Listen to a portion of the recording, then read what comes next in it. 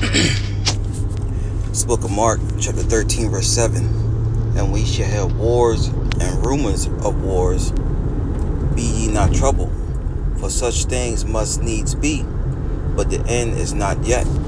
First and foremost, I want to give all praise, honor, and glory to the Heavenly Father's only begotten Son, YAHAWAH, BAHASHAM, YAHAWASHI, BAHASHAM Rakakadash. Double honors to our apostles and elders of Great Millstone for teaching us His truth according to the Bible and rule well. And now shall one know you share arguments with the folk on the earth, pushing this truth through diligence and sincerity and in charity. And another shall one know you sincere followers, believers of YAHAWASHI, YAHAWASHI, not just hearers of the word, but doers as well. You men, women, and children, hopefully elect. Shalom. And I posted some articles in my community section on my page, and this morning it says White House warns Russia, North Korea weapons negotiations are actively advancing. Okay, and this is all geared towards WW3. Okay. Edom is worried.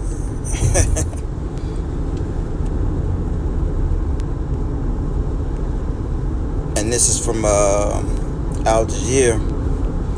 It says tactical nuclear strike drill by North Korea and U.S. as U.S. and South Korea hold exercises. So all these nations are pretty much gearing up for war. And these are rumors, but in actuality, these things are going to come to pass. All right. And this upcoming war is not going to be fought. All right. Like how all the ancient wars were fought. It's going to be fought a different way. It's going to be fought with fire, because knowledge has increased. Okay. This is Isaiah chapter 9 verse 5. It says, for every battle of the warriors with confused noise and garments rolled in blood, but this shall be with burning and fuel of fire. That's right, the ancient battles, the ancient wars. And look at World War I. It had to deal with manpower. It had to deal with numbers. Well, this current war is going to be fought with fire. All right, by the ICBM missiles. Okay, and then further go into this precept. The ancient wars fought with shields, swords, bows, arrows. All right, horses, trampling the ground. Men's garments being stained with blood from being pierced through with the sword. But those types of wars are not going to be fought anymore like that. When it comes to this World War III that's prophesied in Revelation and throughout many other books. All right. It's Revelation chapter 11.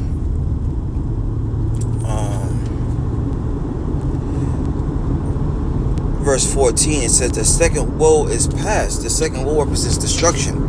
So you had your first World War, all right, it was another name. I forgot what they called it before they called it World War I.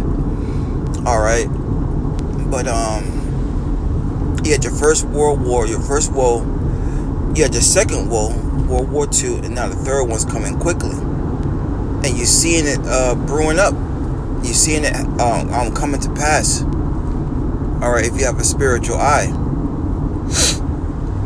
It says, Revelation 11:14, the second woe is past, and behold, the third woe cometh quickly.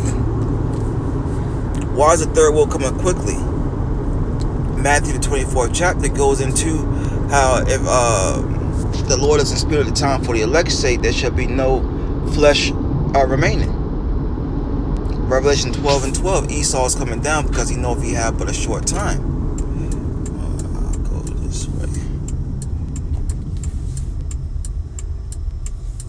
All right, this devil has but a short time. So let's grab another precept.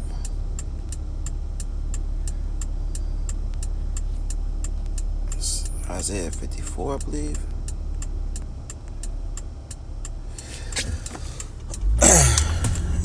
This is Isaiah chapter 54, verse 16. Says, behold, I have created the smith that bloweth the coals and the fire, and that bringeth forth an instrument for his work. And I have created a waster to destroy. The Oppenheimer movie. Right? See, the Lord's put the spirit on these devils to create the ultimate weapon, which is those ICBMs. And they're going to be shot off, contrary to popular belief, and it's upcoming World War III. Alright, the prophets, when they seen these visions, alright, those missiles in the sky look like bows, like arrows being shot from a bow and arrow. 2nd Ezra 16th chapter. You know, like a mighty archer, which also includes the plagues that's going to plague this place.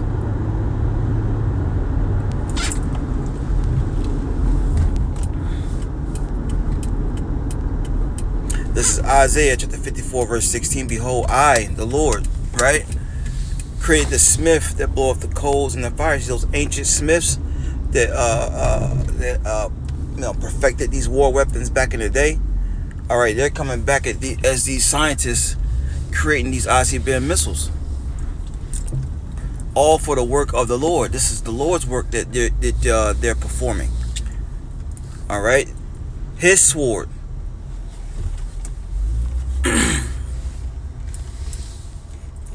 I'm pulling to a parking spot. All right, and it says, I have created the waster to destroy. And what is it going to waste? All right, it's going to waste this place right here. This place you see on the screen. It's going to be made desolate. Okay, the only thing that's going to dwell here is a wild beast. All right, different types of birds. Okay. Let's grab another one. Let's go to I mean, so many. Just thinking on the fly here. Stay in this book. Matter of fact, no. Let's go to Ezra 15. It says, behold, speak thou in the ears of my people the words of prophecy, which I will put in thy mouth, saith the Lord. Now, prophecy means to tell you something's going to happen before it comes to pass. And what are we telling you? We're telling you that destruction is coming. All right. Well, matter of fact, where is it? Let me see if it's in this one. The bridegroom shall mourn. Let me see here. See if I can find it. Might be in 16th chapter.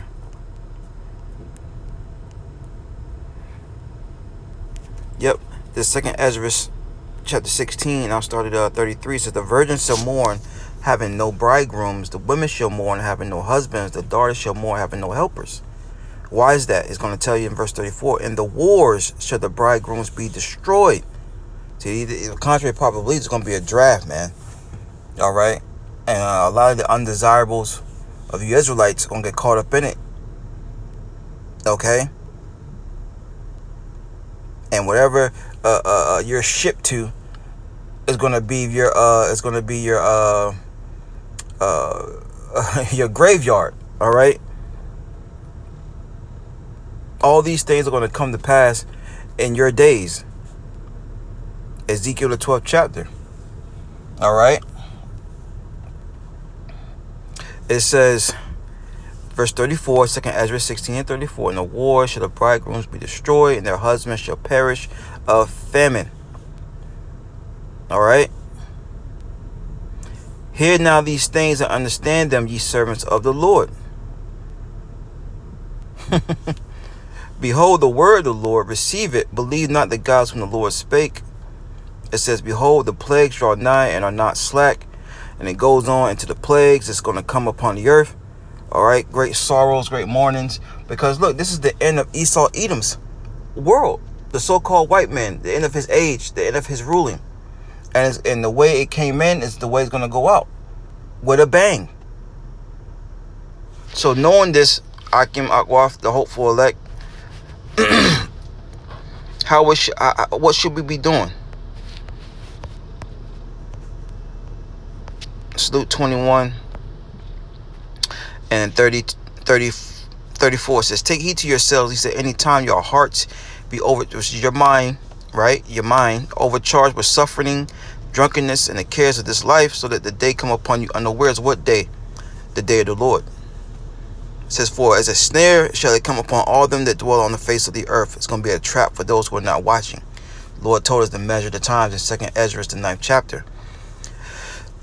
Watch ye therefore, and pray always, that ye may be accounted worthy to escape all these things that shall come to pass. The pestilence, the diseases, the wars, okay? The draft, all right?